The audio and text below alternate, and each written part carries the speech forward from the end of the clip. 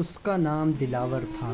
پیشے کے لحاظ سے وہ بازار حسن میں دلال تھا۔ سب لوگ اسے دلے کنجر کے نام سے جانتے تھے۔ نہ جانے کتنی شریف گھروں کی مجبور لڑکیوں کی مجبوری کا فائدہ اٹھا کر اس شخص نے انہیں بازار حسن کی زینت بنا دیا تھا۔ کوٹھے پر بگڑی شکل لے کر بیٹھنے والی عورتیں نہ جانے کتنی معصوم لڑکیوں کو دلاور کے ذریعے غیر مردوں کی لذت کا سامان بنا چکی تھی۔ دلاور سندھ سے اٹھ کر آیا اور راولپنڈی آباد ہو گیا تھا۔ یہاں اس نے بیوی بچوں سے چوری چپکے دلالوں والا کام شروع کر لیا، مگر ایسی باتیں بھلا کب چھپی رہ سکتی ہیں۔ بات پہلے چلتی چلتی دلاور کے محلے تک پہنچی، پھر دلاور کے گھر میں پہنچ گئی۔ پہلے تو دلاور کی بیوی کو اس بات کا یقین نہ آیا، کیونکہ وہ خود ایک بچی کا باپ تھا، مگر ایک دن اس کی بیوی اس کا پیچھا کرتے کرتے بازار حسن تک جا پہنچی، جہاں دلاور حسین ایک ایسی لڑکی کو عزت بیچنے پر مجبور کر رہا تھا جو اپنے محبوب کے کہنے پر گھر چھوڑ کر آئی تھی۔ بعد ازاں اس کے محبوب نے اپنی ہوس مٹانے کے بعد اسے دلاور کے ہاتھوں بیچ دیا تھا۔ جب اس لڑکی کی حقیقت دلاور عرف دلے کنجر کی بیوی کو پتہ چلی تو اس نے دلاور کو اس ظلم سے باز رہنے کے لیے کہا، اسے اللہ تعالیٰ کے قہر اور غضب ڈرایا تو دلاور نے جواب دیا، میں سچے دل سے توبہ کر کے مروں گا، میں مرتے وقت کلمہ پڑھ کر مروں گا، مگر ابھی یہ گناہ نہیں چھوڑ سکتا۔ دلاور نہ مانا تو اس کی بیوی نے دلاور کو زبردستی روکنا چاہا، یہاں تک دونوں کی بات اور تکرار اور پھر بڑھ کر جھگڑے تک پہنچ گئی۔ دلاور نے اپنی بیوی کو وہیں بازار حسن میں کھڑے کھڑے طلاق دے دی تھی۔ اس کی بیوی مردہ قدموں کے ساتھ گھر آئی تو دلاور بھی اس کے پیچھے گھر پہنچ گیا۔ اس نے اپنی بیوی کو عدت بھی گھر میں نہ گزارنے دی اور اس سے زبردستی بیٹی چھین کر اسے چلتا کیا۔ جب دلاور نے اپنی بیوی کو طلاق دے دی تو بات سارے محلے میں پھیل گئی اور لوگوں کو دلاور کے پیشے کا بھی یقین ہو گیا۔ انہوں نے دلاور کو اپنے پیشے سے باز رہنے اور محنت مزدوری کر کے کھانے کے لیے کہا، مگر دلاور نے انہیں بھی مرتے وقت سچی توبہ کرنے اور کلمہ پڑھ کے مرنے کی بات سنا کر ٹالنا چاہا۔ دوسری طرف محلے والوں نے دلاور کی بات کا کوئی اثر نہ لیا اور اسے پیشہ چھوڑنے یا پھر محلہ چھوڑنے کا حکم سنا دیا۔ دلاور نے اپنی بیٹی کو لیا، سامان اٹھا وہ گھر خالی کر کے بازار حسن کے قریب ہی ایک کمرہ کرائے پر لے کر وہاں شفٹ ہو گیا۔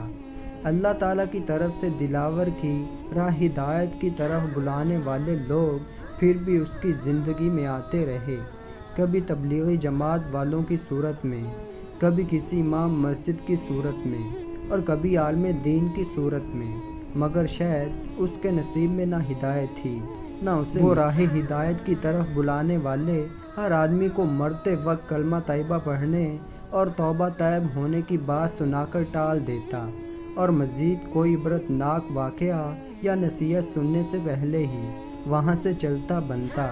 حرام اس کے منہ کو لگ چکا تھا اور حرام کے پیسے سے ہی اس نے بیٹی کی پرورش بھی کی، نہ وہ خود راہ ہدایت پر چلا اور نہ ہی اپنی بیٹی کو راہ ہدایت پر چلنے کی نصیحت کر سکا۔ وقت گزرتا گیا، اب دلاور کی عمر ڈھلنے لگی، مگر اس کے اعمال میں کوئی تبدیلی نہ آئی، بلکہ ڈھلتی عمر کے ساتھ وہ شراب شباب کا اور زیادہ رسیا ہوتا گیا۔ یہاں وہ خود ضعیف ہو گیا اور اس کی بیٹی جوان ہو گئی، گویا کہ اس نے ہر ممکن اپنی بیٹی کو اپنے پیشے اور اس کام سے دور رکھا تھا، مگر قدرت نے اس کو سزا اس کی بیٹی کے ذریعے ہی دینی تھی، لہٰذا جیسے ہی اس کی بیٹی نے جوانی کی دہلیز پر قدم رکھا تو ایک لڑکے عادل پر دل ہار بیٹھی۔ عادل ایک امیر گھرانے سے تعلق رکھتا تھا اور دل لبانے کے لیے اکثر بازار حسن میں آتا رہتا تھا۔ چونکہ دلاور عرف دلے کنجر کا گھر بھی بازار حسن کی طرف آنے والے راستے میں تھا، تو کسی نہ کسی طرح اس کی بیٹی اور عادل کی ملاقات ہو گئی، جو دوستی میں بدلی اور دوستی سے محبت میں بدل گئی۔ جب دلاور کو اپنی بیٹی کے اس عمل کا پتہ چلا تو اس نے اپنی بیٹی سے عادل کے بارے میں پوچھا۔ اس کی بیٹی نے انکار کر دیا مگر ایک دن دلاور ایک مجبور لڑکی کو ورغلا کر بازار حسن کی زینت بنانے کے لیے لا رہا تھا کہ اس نے عادل کو اپنے گھر سے نکلتے ہوئے دیکھ لیا۔ لڑکی کو بازار حسن میں چھوڑ کر دلاور گھر آیا تو آتے ہی آؤ دیکھا نہ تاؤ اپنی بیٹی کو چمڑے کے مضبوط مگر لچکدار بیٹ سے پیٹنا شروع کر دیا، یہاں تک اس کی بیٹی کی جلد جسم سے ادھڑ گئی۔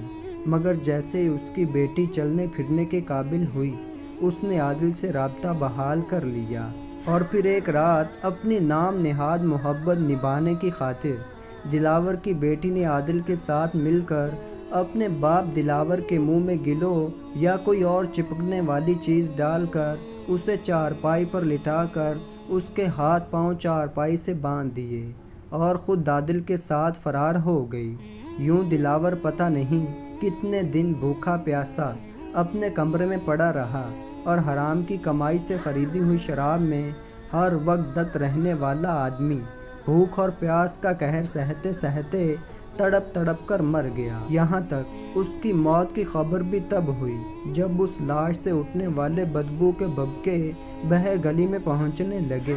محلے میں کوئی بھی اس کا وارث بننے کے لیے تیار نہ ہوا، نہ ہی کسی نے اسے غسل کفن دینے یا جنازہ پڑھنے پڑھانے کی حامی بھری۔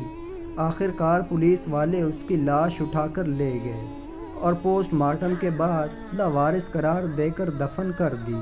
یوں وہ دلاور جو اللہ تعالیٰ کی طرف سے آنے والی ہر ہدایت کو یہ کہتے ہوئے رد کر دیتا تھا کہ میں مرتے وقت کلمہ پڑھ لوں گا، میں توبہ طائب ہو جاؤں گا، اس دلاور کی قوت گویائی سلب کر لی گئی۔ نہ تو زبان سے بول کر توبہ کر سکا اور نہ ہی کلمہ پڑھ سکا، یہاں تک اس کا جنازہ پڑھنے کے لیے بھی کوئی تیار نہیں ہوا۔ شاید آج بھی وہ مجبور بچیوں کو راہ راست سے بھٹکانے کا عذاب سہ رہا ہوگا۔ مجھے نہیں لگتا کوئی اس کے لیے دعائے مغفرت کرتا ہوگا۔ اس کہانی کے ذریعے قارئین کرام کو یہ نصیحت کرنا چاہوں گا کہ سچے دل سے توبہ اور کلمہ شریف کو فقط مرتے وقت تک محدود نہ رکھو، ہر وقت اللہ سے ڈرتے رہو اور توبہ طائب کرتے رہو، اللہ تعالیٰ کا ذکر کرتے رہو۔ تو دوستو اللہ تعالیٰ مجھے اور آپ کو عمل کرنے کی توفیق عطا فرمائے، آمین یا رب العالمین۔ تو دوستو ایسی ہی شاندار ویڈیو دیکھنے کے لیے چینل کو سبسکرائب کریں۔ تو ملتے ہیں ایسی ایک اچھی ویڈیو میں، تب تک کے لیے اللہ حافظ۔